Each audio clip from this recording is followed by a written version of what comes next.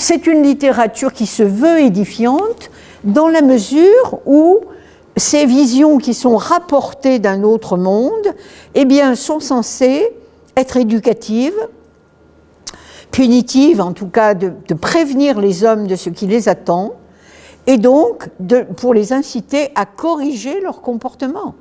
Donc il y a un aspect pédagogique de ces visions qui fait d'ailleurs que quand on a, j'allais dire quand on a vulgairement parlant, compris la ficelle, si vous voulez, à savoir que quand on vous donne une vision de l'enfer terrifiante avec des abîmes de feu, etc., vous pensez bien que sur une imagination d'hommes qui n'avaient pas la télévision pour se gaver d'images, eh bien, ces visions étaient effectivement très impressionnantes.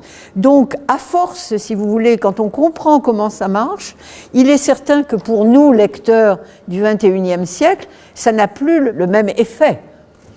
Nous avons tendance à considérer comme relevant de l'imaginaire des visions qui, à cette époque, ont certainement été prises au premier degré.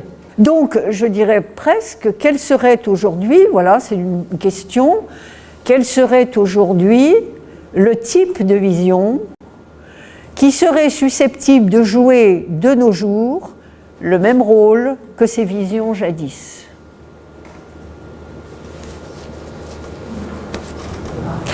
Si on part du principe, si vous voulez, que toutes les visions dont nous avons parlé jusqu'à présent, et en particulier celle de la littérature, cette littérature apocalyptique que je vous recommande vraiment de vous plonger dedans, parce que d'abord il y a des textes d'une grande beauté, mais surtout parce que la fonction pédagogique de ces visions était patente. Il s'agissait de corriger, grâce aux visions, des comportements humains. Donc, je crois que la question vaut d'être posée. Nous qui nous targuons d'être plus éclairés, d'être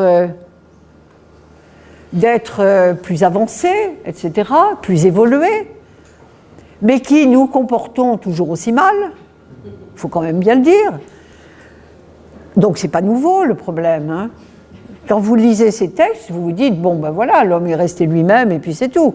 Comme disait Jung, il est resté un primitif avec une queue de saurien archaïque. Bon, donc aujourd'hui, je vous pose la question, je n'ai pas de réponse, hein, mais je crois que ça vaut la peine d'être médité. Quelle vision? Et alors vous voyez bien que ce qui est en train aujourd'hui de se passer, c'est à travers l'écologie.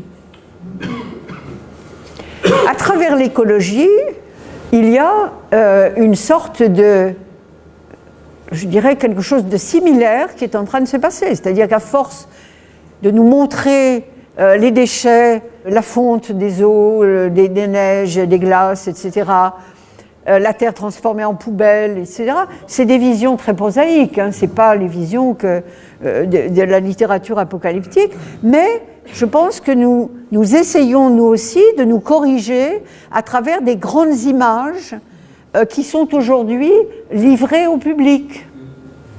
Donc l'écologie, le reste je ne vois pas bien, c'est l'écologie en ce moment qui mobilise les capacités visionnaires. La guerre intergalactique s'est passée au second plan, c'était présent dans une certaine littérature après-guerre. C'est une question qui mériterait qu'on la creuse, et si vous avez des idées, n'hésitez pas à les exprimer, parce que ça vient de me venir à l'esprit. Toute cette littérature est remplie de témoignages de gens qui vous disent « j'ai vu du sang tomber du ciel et maculer la terre ». Et donc ils y croient, ils sont sincères, ils ont vu.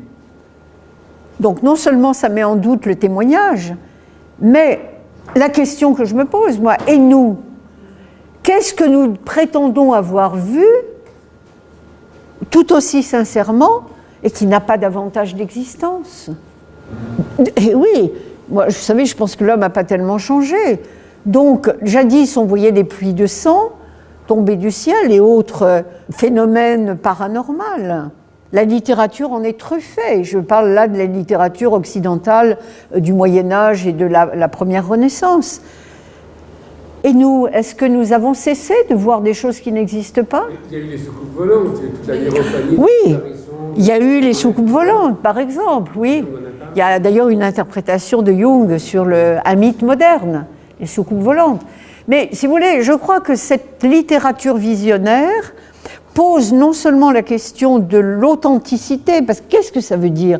Quand vous avez une masse de textes comme ça, qui vous rapportent des expériences, ou au moins des fictions, mais des fictions qui ont une fonction pédagogique, qui sont significatives d'une mentalité d'une époque. Vous n'avez pas à dire c'est faux, ça a été comme ça.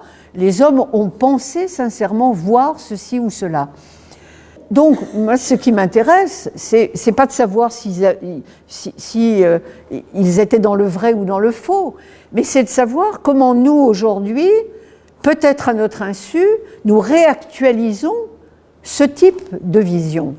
Soit parce que nous voyons des choses, nous sommes assurés de voir des choses qui, en fait, sont tout aussi fictives, soit parce que nous inventons des récits visionnaires à des fins pédagogiques ou pour calmer notre angoisse, ou etc. Je pense que ce serait effectivement une piste à explorer, et une piste de réflexion vraiment intéressante. Alors je pense comme ça, en improvisant à l'écologie, mais c'est peut-être pas le seul domaine.